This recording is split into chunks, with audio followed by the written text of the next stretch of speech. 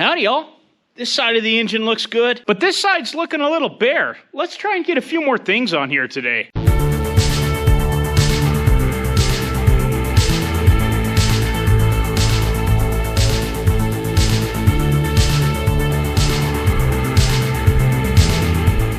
What have you found yourself doing once again? Oh, it's gasket time. Here's your weapon of choice for gasket making. Thank you.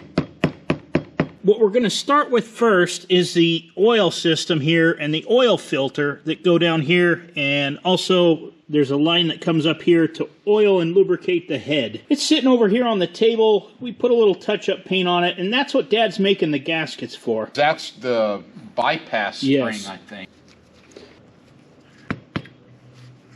Oh, yeah. Yeah, see, there's that bypass. There's a little... There should be a ball in there, I think. It's like a piston cup Oh, deal. okay.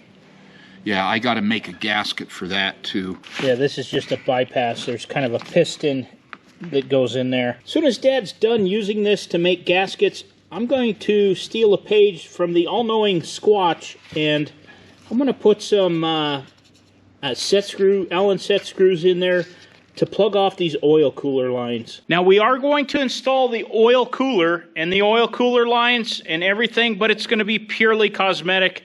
We don't need it. This thermostat runs a little too cool for my liking anyway. And from what I've heard, Caterpillar recommended doing away with them anyway. And let's face it, we're not going to be working 4G in the dirt every day anyway. What I'm going to do is clear down there past the throat where it flares and seats. I'm going to tap this so it'll accept this plug in there, and you could take it out later, I guess, and use it if you really wanted to. And I'm going to use a tapered pipe thread tap. This is a 3/8, and it is telling me that I need a 37/64 drill bit, which I actually happen to have right here. I'm going to go for broke. Going to dribble a little bit of tap magic in here and drill this thing out. And yeah, I know we're gonna have to clean this up really good when we get done so we don't get it inside of our oil system. That drilled remarkably easy. I hope it taps that easy. You can see it inside there. We'll cut some threads in there, and then I got to drill this other one out just the same in there.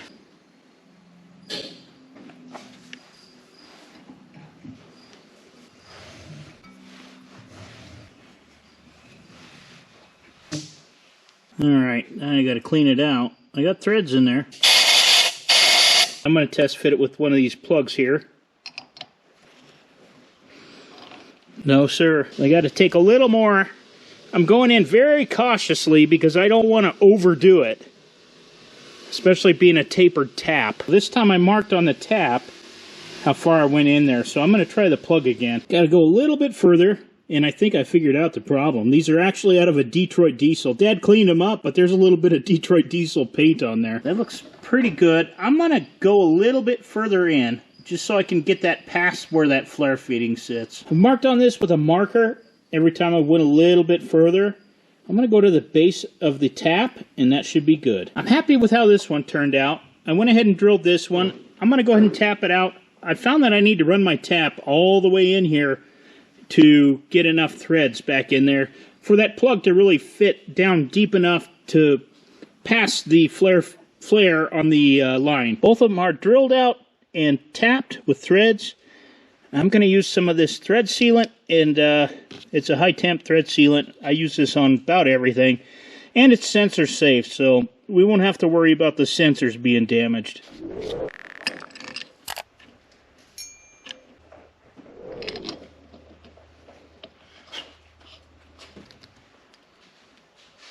There we go. And the beauty of this is if I want to return to using that cooler for some bizarre reason, all I got to do is take those out. But they're deep enough in there, they won't interfere with the threads or the flare. Just for the record, that 3/8 pipe thread worked perfect in that D4. We're going to start up here at the top. This is for the oiler, and this delivers the oiler up to the rockers and valves. Dad's going to put the bypass plunger in there and the spring.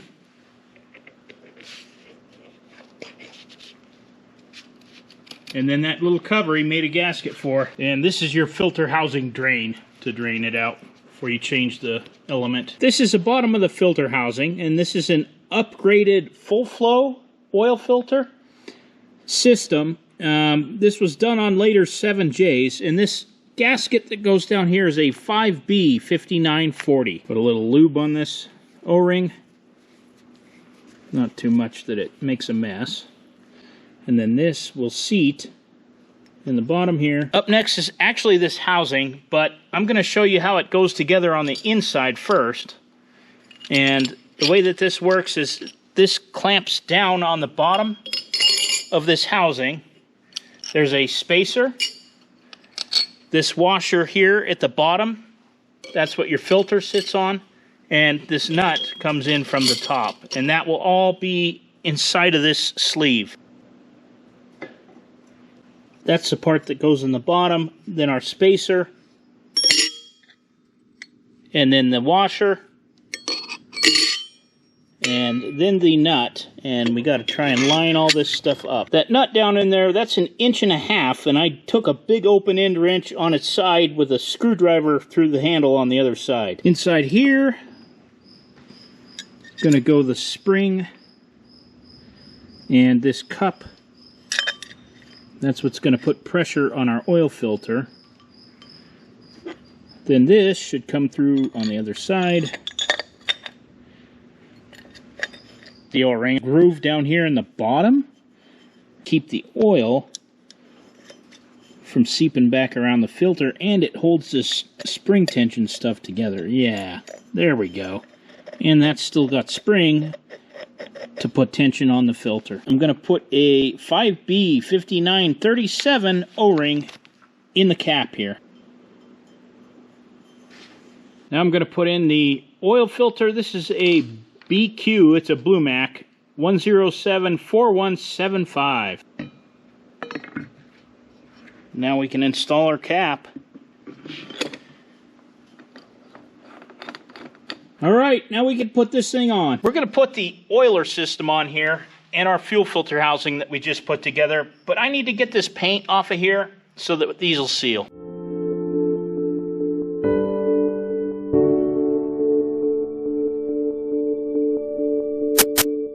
Up next, I need to put in the studs that hold the filter housing. The two in the front are longer than the two in the back. Got those on there. I'm going to get this out of the way so we can put the rest of this together. Let's see our oil filter here.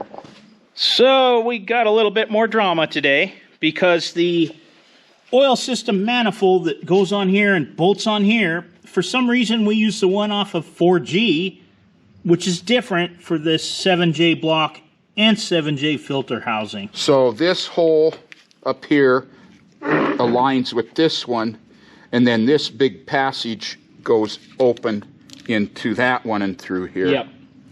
And here's the 4G one that we had ready to go on, but this is a 5B305, and this is a 6B1016. And that's the one we need to use. So we're going to clean it up and get some paint on it. Now I got to make new gaskets too. Yeah, cleaner made gaskets. That's how we found it out. The gaskets didn't line up with the ports in the system, so. Or no, actually my gaskets will work. Oh, yeah, see? They're the proper ones. Well, I'll stick it back here with the other spare parts, and Dad's a super happy camper right now.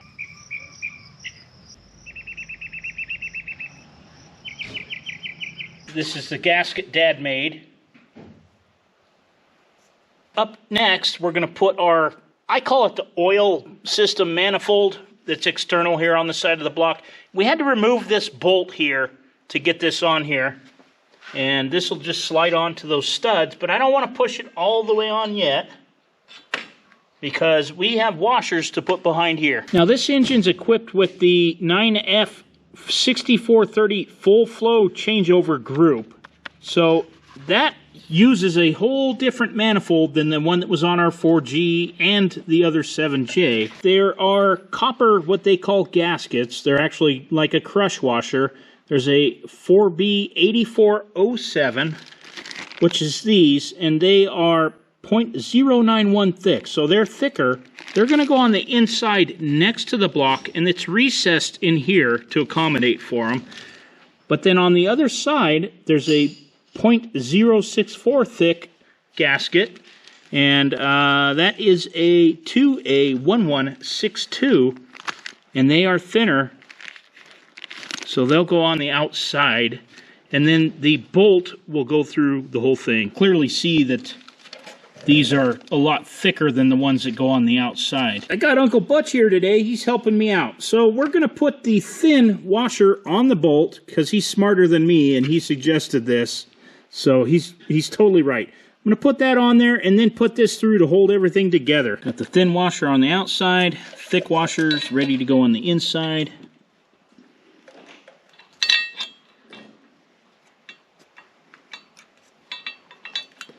That's kind of tricky. Get everything lined up. There it goes.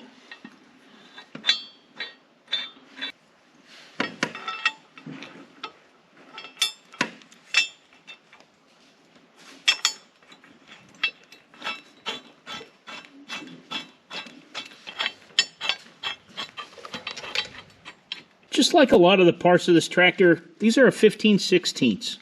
So in the next clip, my camera decided it was just plain too hot to record audio, so here I am putting on the gasket.